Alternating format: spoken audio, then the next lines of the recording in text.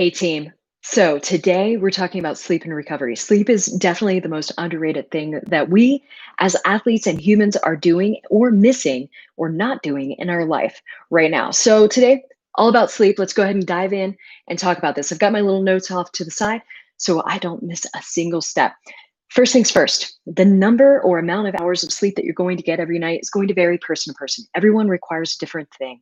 Some people are okay with 5 to 6 hours a night, which I don't really recommend, especially if you're an athlete and you're very active.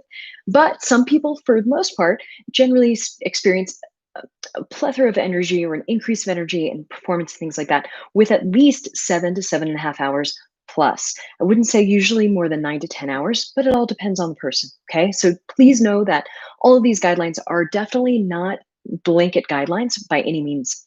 These are going to be things just meant for you to explore on your own to see what works for you. Okay. I can say for me, I usually am really, I can feel okay at 6 hours of sleep, but I don't feel great. I definitely don't feel good with 5 hours of sleep or less. That usually impacts my health and a variety of other things. So I would say aim for about 7 hours plus. I know for me personally, I can definitely see that. And I notice that a lot of my clients can also tell a huge difference as well with their increase in sleep or energy as they increase their sleep more and more. So, something to keep in mind. I will also say that our sleep cycles, they do take about 90 minutes each sleep cycle. So you want to aim for about 7.5 hours if you can, ideally, just because that is actually going to make you wake up right after one of your sleep cycles. And the sleep cycle is just basically when you start to awaken just a little bit, but then you easily go back to sleep. Okay. Again, that's every 90 minutes. So something to keep in mind. Now, let's talk about some beneficial things that you can actually do for sleep to kind of, help yourself. First things first, you want to keep your room as dark as possible. Blackout curtains are really good. Definitely, try to block out as much of the light that you can, especially if you do live in an urban setting or if you have a street light outside of your window. So blackout rooms or blackout shades on your room window would be great. That's a good start. Make sure that it's as quiet as possible. So I do recommend some earbuds, especially, if you have a lot of firecrackers going off in your neighborhood, for example, like for me right now, because it's almost July 4th, we have a lot of fireworks going on in our neighborhood right now. So some, good old earplugs are helping with me and my sleep at night. And they're just foam, stick them in your ear. They're actually pretty comfortable. I usually buy the smaller ones because I do have small ears. So just a heads up. Keep your room dark, quiet, and cool. All right, cool. So temperature wise, it's just going to need to be cooler than, generally than 70 degrees is what most research is saying. Usually about 67 to 69 degrees is an ideal temperature. Now, I know that that's not possible for a lot of us who might not have air conditioning or things like that. So in that case, I do recommend trying to get maybe a tower fan, which is going to be available on Amazon or any online retailers, as well as local retailers, local small businesses that you might use quite often. They're usually about $50 to $100 a pop. All right. And they do actually blow cooler air, especially if you get ones that are specifically cooling tower fans. So the next tip, go to bed and get up at the same time during the entire week, including the weekends. All right. Try to be as flexible as possible on the weekends. Try not to oversleep 2 hours unless you really do need extra sleep and you really feel like that will be beneficial for you because maybe you've had long bike rides or long endurance events or you've had a race recently. Try to go to bed so that you can get about 8 hours of sleep, ideally, like I talked about earlier. But please keep in mind that this is going to be something that you're going to want to play around with to see what length of time works ideally for you. 2 hours before bed, ideally 2 hours. All right. At bare minimum, do this 1 hour before bed. So at least 60 minutes. Turn down all of the lights. Turn off the overhead lights, especially if you have overhead lights here. Start to use table lamps, things like that. Start to do any intense lights. You want to go ahead and turn them down, dim them if you can, turn them off, whatever you can. Have as minimal of lighting as possible in your house. Put away your computer, put away your laptop, put away your digital phones, your smartphones, things like that.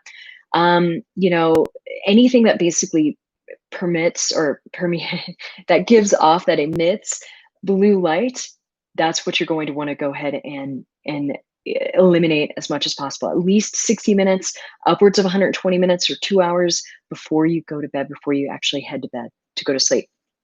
Now, if you can, in the lowest light setting, read a book. A Kindle is fine, but especially if you have a Kindle that doesn't really necessarily have a backlight to it, that's going to be even fine or even better. See if you can put a blue light filter over top or a screen over top. That will actually help as well.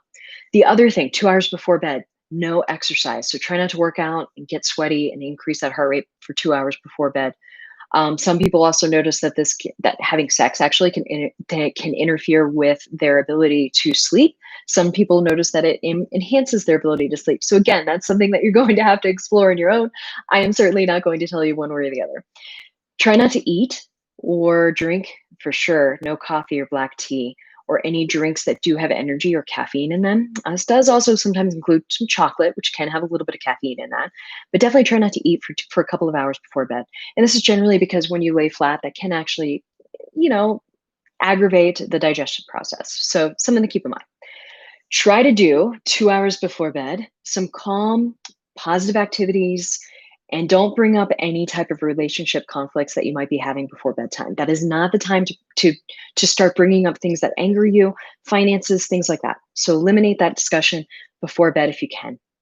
So what about when you get up in the morning? When you get up in the morning, this is going to be the ideal time for you to actually set your circadian rhythm. And the way that you do that is getting sunlight on your skin, because we actually have a lot of photoreceptors on our skin all over our body, which is one thing that research recently has discovered. So when you get up in the morning, if you can, and there's a sun and it's out, get outside, expose your skin, expose your eyes to as much sunlight as you can, especially right when you get up. If you have a dog, that's perfect time to walk a dog. All right. So try to do that. It helps set your hormonal rhythm and things like that. Try to also make your last cup of caffeine or caffeinated beverages, energy drinks, coffee, things like that, at the bare minimum 6 hours before your bedtime. Ideally, should be closer to 8 hours, just because the half-life of caffeine is generally speaking 8 hours, which means it still stays in our system for quite a long time.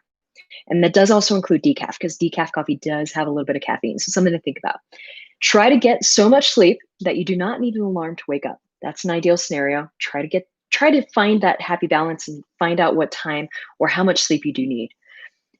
Do not use electronic devices that emit light in bed. So then it also includes Kindles. Make sure that the backlight on the Kindle products are turned off, or any type of electronic devices. Try not to use any or electronic devices. Try to read some hardcover books like here on my bookshelf. That's going to be ideal. I know, turning papers tends to annoy my partner, but maybe it won't annoy your partner. If you're solo, enjoy being solo and enjoy reading whatever the hell you want in bed.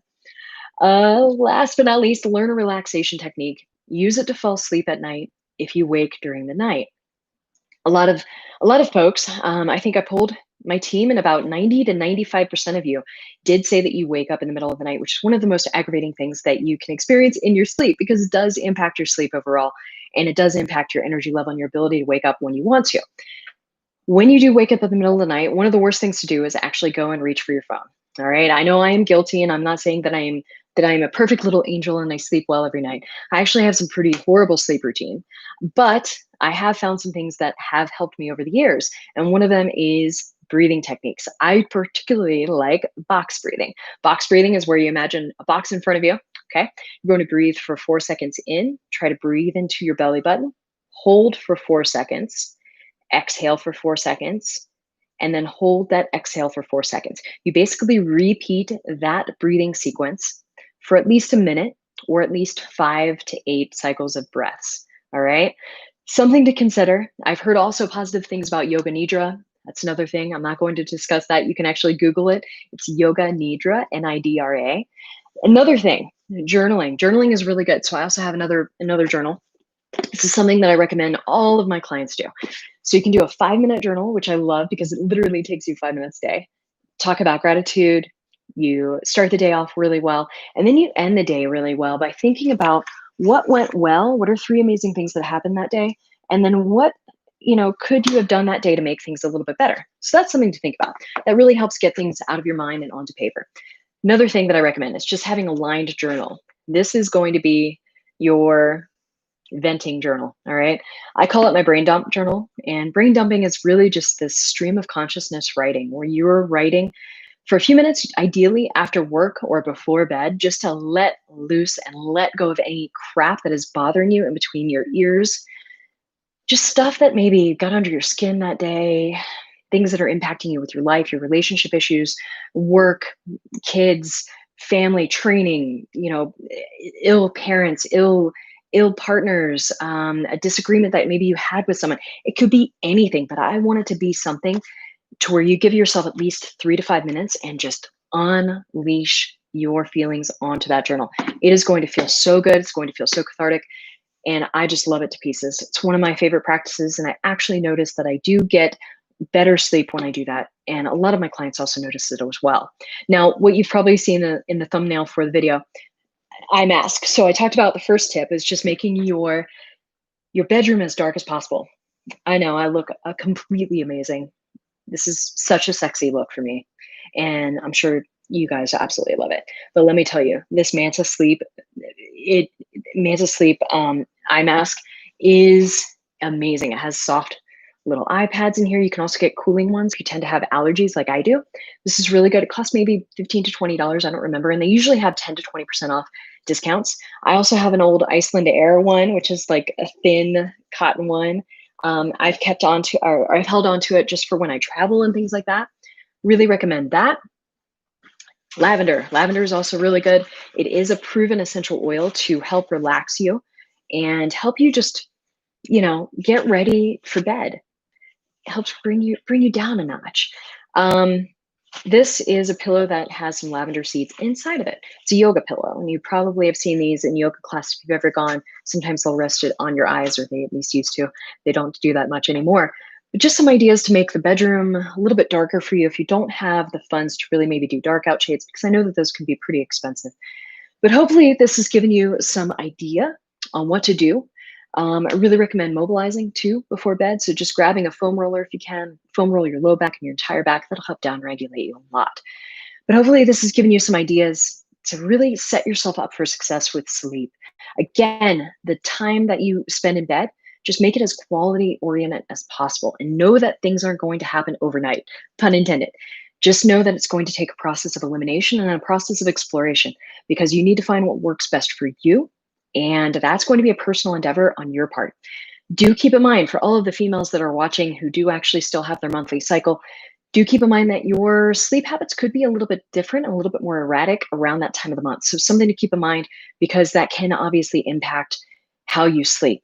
So I know for me personally, I sleep worse the week before my cycle starts. Again, that's just a personal thing. And it could just be with your ebb and flow of hormones. So do go easy on yourself. Limit your expectations around that time of the month.